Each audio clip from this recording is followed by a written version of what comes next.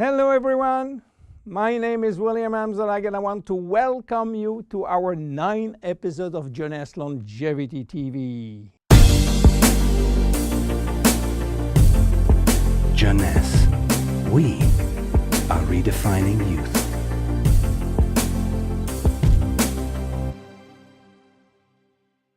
Obesity, or should I say globesity.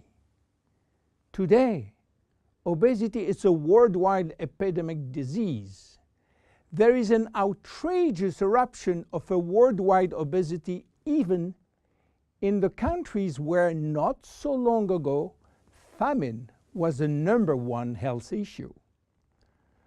The fatness of the world is changing rapidly, and this is very disturbing because it's going out of proportion and nobody can get any control of this new epidemic. Many children become obese and then become obese adults. The diseases associated with obesity, such as heart disease, cancer, and especially diabetes, will explode. That will mean a lot of sick people all over the world. The cost in terms of death, diseases, and money spending is just astronomical. Think about today. There is in the world about 3 billion people overweight and 800 million real obese. The cost of obesity in the United States is about 150 billion per year, which is 10% of the total US medical cost. So what is the difference between overweight and obese? Overweight means that you gain only few kilos above standard, from 1 to 15 kilos for adults. Above this threshold, you're considered as obese. If you wish to get more detailed information, then you have to calculate your BMI, which means your body mass index, by using the following formula: your weight in kilo divided by your height in square meters. If your BMI shows score under 18.5 per square meter, it means that you need to gain weight. You are underweight. If it is between 18.5 and 25, you are in normal standard. Between 25 and 30, you are overweight, and above 30, you are qualified for obesity. Note that BMI is a standard tool which do not apply in extremes like very tall people or very small people, and also should be adapted to children. Why people become obese? It is very simple in theory, but become more complicated when we reach fat metabolism. We are gaining weight or fat when we eat more than we spend in terms of calorie, or when we spend less than we eat in terms of calorie. So how do we get energy? The body will get energy only from the food, knowing that 1 gram of carbohydrate will release 4 calories, same for proteins, but 1 gram of fat will release 9 calories. So all depend on how much you eat and what kind of food you eat. If the food is rich in fat or in protein or in sugars. Now, how do we spend energy? There are 3 ways to spend energy.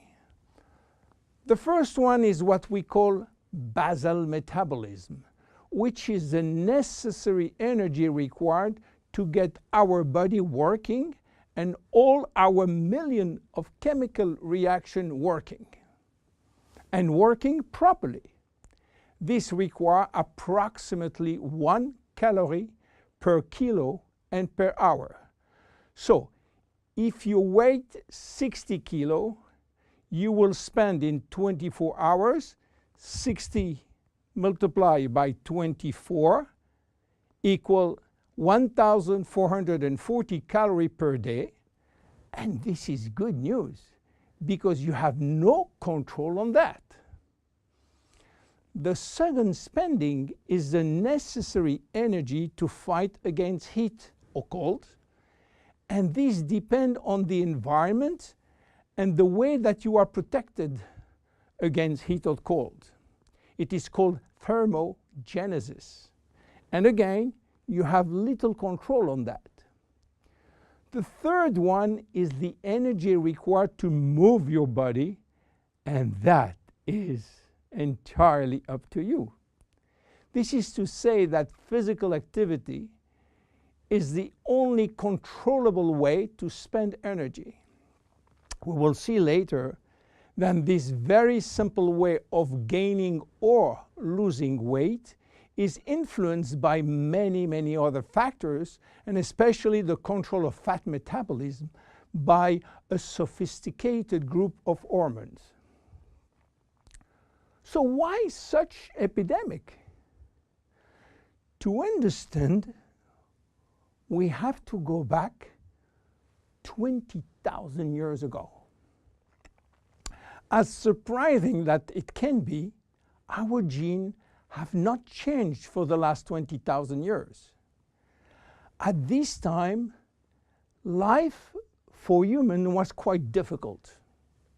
In fact, life was based on food availability, and food was really available only during spring and summer. The rest of the time, no food, almost famine. Our genes has to adapt and to work in accordance with this alternance of abundance and famine, and they create a kind of energy storage. The fat cell was born. This cell has the capacity to store all kinds of energy derived from fat, from carbohydrates, and even proteins.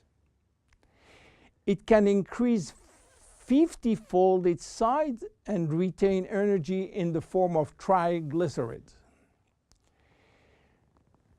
Because of uncertainty of food availability, our genes were oriented toward the saving mode, which means that every time we eat, all the energy coming from the food was oriented in the storage facility. What happened 20,000 years later? Our genes are still oriented towards saving mode, but there is no more famine. On the contrary, the new society offers an extreme abundance of food rich in calories, and that all over the year. And guess what happened? Everything is going first in storage. And once in storage, it is very difficult to get out. You understand now why it is very difficult today not to gain weight or fat. But there is another factor. 20,000 years ago, in order to bring food at home, men were hunting, fishing, or climbing trees to get fruits. And that was a huge energy spending mode.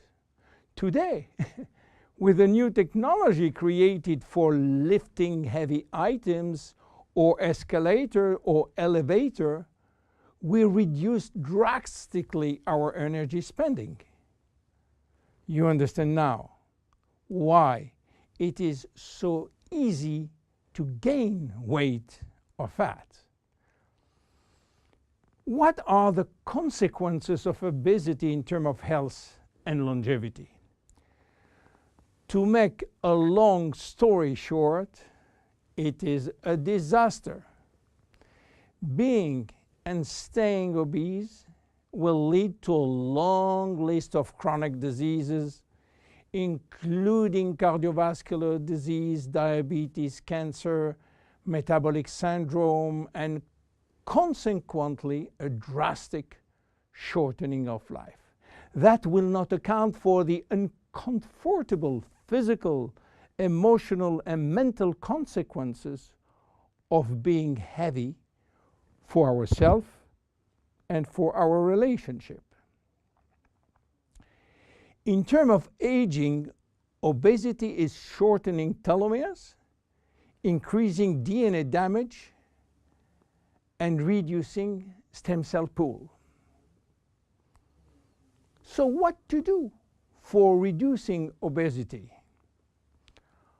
Obviously, it is quite difficult considering the worldwide effort of the medical community with so small results. Health authorities are repeatedly organizing campaigns to inform people about the consequences of eating too much sugar or fat or the lack of exercise. But the food industry until now do not help and still putting on the market food rich in bad sugar and bad fat.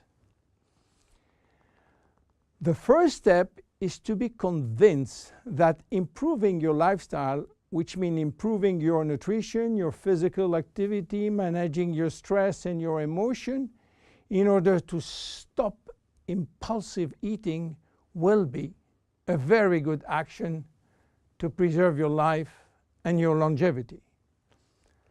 The second step will be to use specific food supplements to help managing your fat metabolism and rebuild the muscles that you lose when lacking exercise.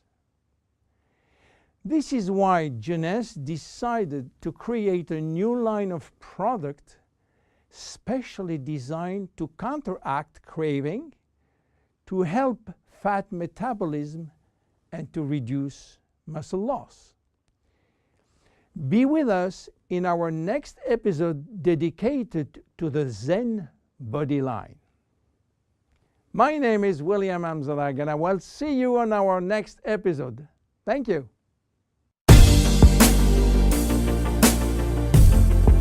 Jeunesse. We are redefining youth.